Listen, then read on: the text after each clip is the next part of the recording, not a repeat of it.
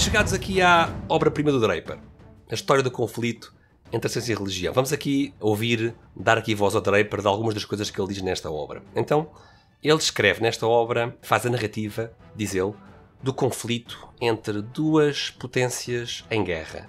Ainda há pouco, Gonçalo, tu começaste por citar precisamente um trecho desta obra, não é? Quando falaste que havia duas forças em choque, em colisão, não é? A força expansiva do intelecto humano por um lado e a compressão da fé tradicional e dos interesses humanos por outro, não é? Estavas a citar precisamente desta obra muito importante, não é? History of the Conflict Between Religion and Science. Depois, é uma obra também repleta de histórias, e de histórias pequenas, não é? No fundo, ele está a querer provar a sua tese listando um conjunto enorme de ocorrências. Ele está a querer, no fundo, convencer o seu leitor pela exaustão, não é? Dando uma série de casos individuais. E como vamos ver, não é? Depois é por isso mesmo que ele é criticado pelos estudos profissionais que acham que ele está a extrapolar e está a distorcer estas histórias, não é? Mas é interessante, Gonçalo, que ver aqui precisamente que nesta obra o Draper não está contra a religião em geral. Ele tolera o protestantismo, ele até tolera o cristianismo dos ortodoxos orientais. Não é nada pessoal, eu só não gosto dos católicos, não é? É um bocado isso, é um bocado isso. Ou seja, no curiosamente é o resto da minha família, mas...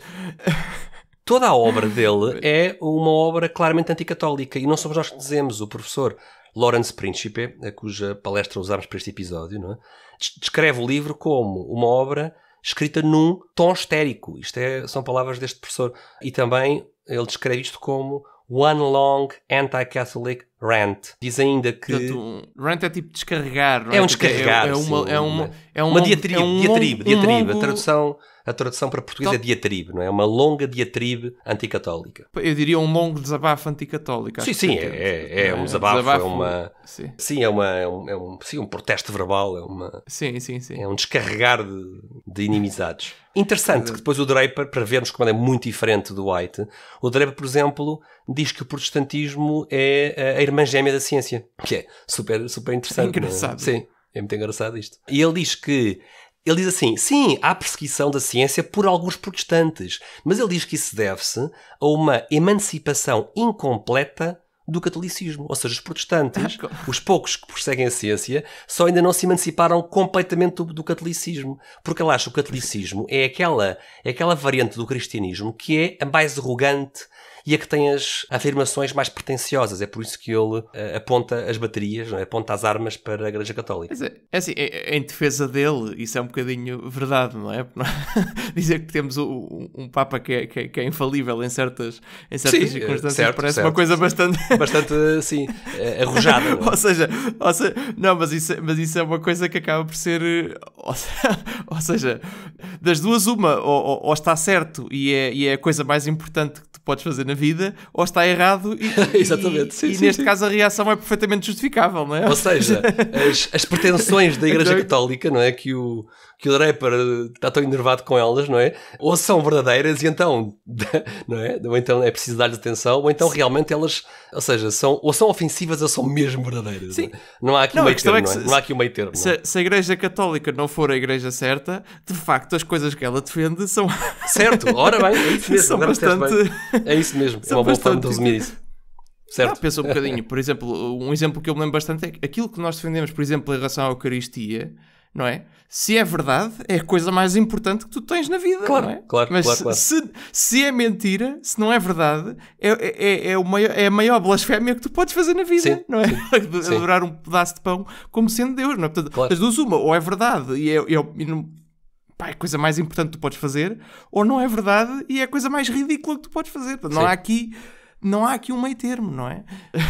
e eu defendo um bocado aqui o que ele está a dizer desse ponto de vista, não é? Eu entendo como é que ele pode olhar para a fé católica e dizer isto, não é? Porque se estivesse de fora, provavelmente também acharia isso. Sim.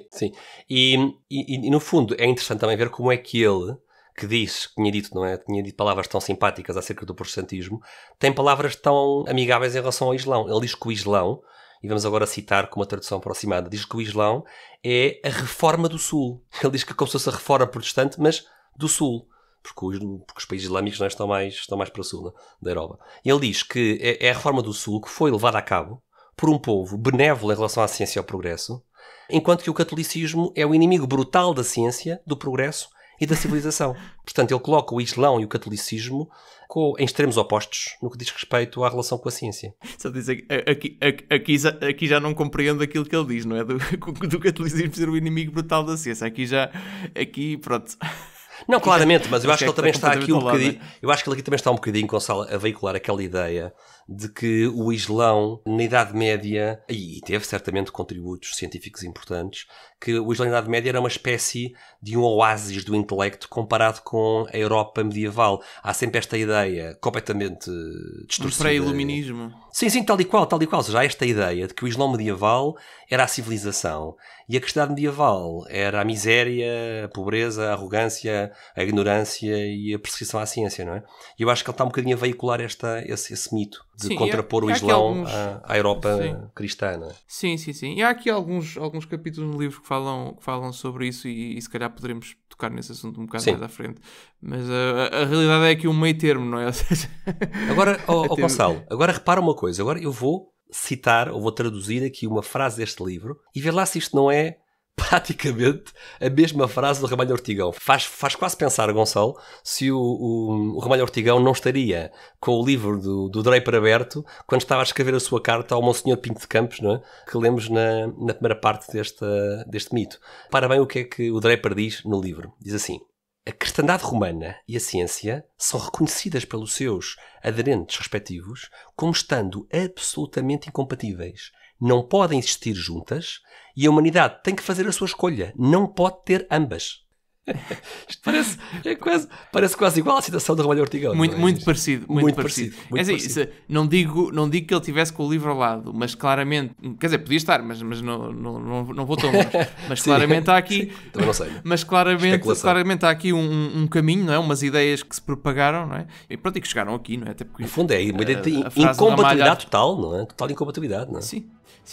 Até porque o Ramalho Ortigão é posterior, não é? Pelo menos aqui a frase dele. Sim, é posterior. É posterior a isto, não é? Então temos aqui 3 fatores que o Lawrence Príncipe, na sua aula sobre este tema, identifica para explicar todo este contexto da obra do Draper. Uma delas tu já referiste, Gonçalo? Já falaste de imigração há pouco. Há um grande influxo de irlandeses católicos, obviamente, para os Estados Unidos no final do século XIX. E isto vai desestabilizar, não é? Vai, no fundo, criar aqui, ou vai fazer vir ao de cima inimizades, não é? E preconceito em relação a estes imigrantes irlandeses. O Draper tem a convicção de que estes católicos que vêm de Irlanda trazem perigos para os Estados Unidos, vão introduzir uma população híbrida, mista de americanos e de irlandeses, e vai baixar o nível intelectual nos Estados Unidos. Esta imigração de irlandeses, precisamente porque eles são católicos, não é? Esta é a ideia.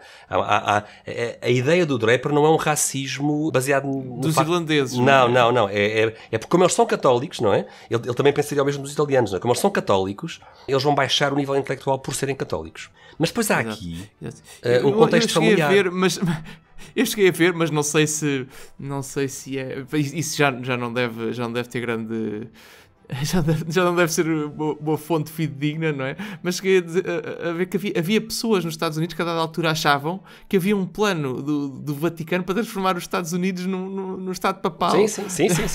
Através ou seja, a teoria da conspiração. Ou seja, não digo que isto fosse uma coisa global, mas havia alguns grupos que defendiam este tipo de teorias. Fazia parte do preconceito anticatólico que existia nos Estados Unidos a dada altura, não é? Claro que isto é uma coisa completamente... Nós olhamos para isto, transformar os Estados Unidos no Estado papal é uma coisa completamente... Não faz sentido, não é? Que existisse um plano para fazer isto, não é? Mas havia muita gente a achar isto, não é? A achar que os católicos estavam a vir para os Estados Unidos para fazer isso. Olá a todos, esperemos que tenham gostado do excerto desta nossa conversa. Se quiserem ver o episódio completo, temos o link na descrição. E se gostam deste conteúdo, não se esqueçam de subscrever, pôr gosto e partilhar. Obrigado e até à próxima.